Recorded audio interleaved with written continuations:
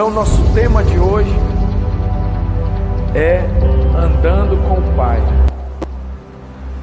Mateus capítulo 6, a partir do versículo 25. Desculpa. Jesus está ensinando aí, ele diz: por isso vos digo, não andeis cuidadosos quanto à vossa vida, pelo que haveis de comer, ou pelo que haveis de beber, nem quanto ao vosso corpo, pelo que haveis de vestir. Não é a vida mais que o mantimento, e o corpo mais do que o vestimento? Mais do que a vestimenta? Olhai para as aves do céu, que não semeiam nem cegam, nem ajuntam em celeiros, e o vosso Pai Celestial as alimenta. Não tendes vós muito mais valor do que elas? E qual de vós poderá em todos os seus cuidados acrescentar um côvado à sua estatura, um palmo, um centímetro? E quanto ao vestuário, por que andais solícitos? Olhai para os lírios do campo, como eles crescem, não trabalham nem fiam. Eu, porém, vos digo que nem Salomão, em toda a sua glória, se vestiu como qualquer deles. Pois, se Deus assim veste a erva do campo, que hoje existe, e amanhã é lançada no forno, não vos vestirá muito mais a vós, homens de pequena fé? Não andeis inquietos. Não andeis, pois, inquietos, dizendo: que comeremos, ou que beberemos, ou com que nos vestiremos? Porque todas estas coisas os gentios procuram. De certo, aqui que é o versículo chave, de certo, vosso Pai Celestial bem sabe que necessitais de todas essas coisas, mas buscai primeiro o reino de Deus e a sua justiça, e todas essas coisas vos serão acrescentadas. Não vos inquieteis, pois, pelo dia de amanhã, porque o dia de amanhã cuidará de si mesmo. Basta cada dia o seu mal.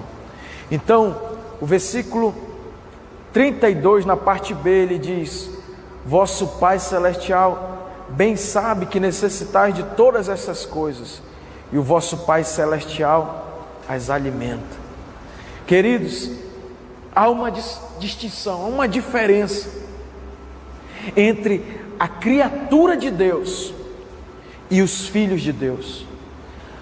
Deus dá um cuidado especial para os seus filhos. Há uma ideia religiosa que Deus cuida de todo mundo. Sim, Deus cuida como criação, Ele cuida de todos.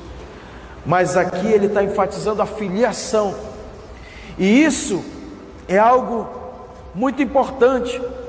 Por quê? Porque Jesus, lá em João 8,44, Ele diz, olha a distinção: ou eu sou filho de Deus, e Ele está falando aqui para religiosos. Ele diz: vós tendes por pai o diabo, e quereis satisfazer os desejos de vosso pai. Ele não disse que o nosso Pai Celeste era pai deles, mas Ele falou que o diabo era. Então, Jesus falou para os religiosos, Ele disse: vós sois filhos do diabo, que é o vosso pai, e vocês satisfazem o desejo dele. Então preste atenção nisso, querido. A religião não quer dizer que você se tornou um filho de Deus. Para você ser um filho de Deus, você tem que nascer de novo. Quando você nasce de novo, você adquire não uma religião, mas você adquire um pai espiritual, que é o nosso Pai Celestial. E quando você não tem intimidade profunda com o Pai, você não tem como crescer em maturidade espiritual. Se você não conhecer a Deus em intimidade como seu Pai, você nunca vai crescer espiritualmente. Mas quando você conhece Deus em intimidade como seu pai espiritual, como aquele que cuida de você, você começa a desenvolver o seu crescimento espiritual. Tem muita gente, irmãos, que ama Jesus, que até nasceu de novo, mas que não conhece Deus como deveria conhecer, como Pai. Vosso Pai Celestial sabe que vocês necessitam de todas essas coisas. E o interessante é que Jesus está falando aí sobre necessidades básicas: comida, bebida, vestes. E se Jesus está falando sobre isso, é porque Ele sabia. Parece que Ele está escrevendo para os nossos dias de uma sociedade altamente consumidora, preocupada com a aparência, com roupas, com alimentação. Nunca a gente produziu, com o avanço tecnológico, tanta comida, irmãos. Hoje a fome não é falta de comida, é falta de amor, de generosidade. Então, a comida em abundância, mas o que falta é Deus como Pai. Olha lá, Deus é o nosso Pai. E tem pessoas que não conhecem a Deus como Pai, mesmo dentro da igreja. E o que acontece, queridos? Deus amou o mundo de tal maneira que deu o seu Filho unigênito, para que todo aquele que nele crê não pereça, mas tenha a vida eterna, tenha a salvação. Escute bem isso. Quando Jesus estava falando esse sermão aí sobre não se preocupar, não andar ansioso, Ele estava falando para os judeus. Os judeus não conheciam um Deus Pai, eles conheciam uma religião. Por quê? Porque na lei de Moisés que eles receberam no Monte Sinai, se até um animal tocasse no monte, seria julgado e morto. Então a lei, ela veio trazer castigo, ela veio trazer um Deus que ninguém chegava diante de Deus, os judeus não chegavam diante de Deus. Era selecionado o sumo sacerdote da tribo de Levi, que uma vez, anualmente, só uma vez no ano, ele tinha acesso à presença de Deus no Santo dos Santos. E para ele entrar tinha todo um ritual religioso, ele tinha que se lavar, ele tinha que oferecer um sacrifício pelo seu pecado e pelo pecado do povo. E com muito critério ele entrava diante do Santo dos Santos, uma vez por ano, e todos tinham medo de Deus. Quando Jesus veio falar da paternidade de Deus, eles não conseguiram compreender, porque a lei era um Deus que ameaçava, que trazia o juízo, o castigo. Então as pessoas não conseguiam compreender. Por quê? Porque a lei, ela só mostrava o pecado. Ninguém conseguiu cumprir a lei, exceto Jesus. E o que acontece, irmãos? A lei, ela só cobria o pecado e colocava o pecado para o futuro. E isso não trazia relacionamento com Deus. As pessoas viviam longe de Deus.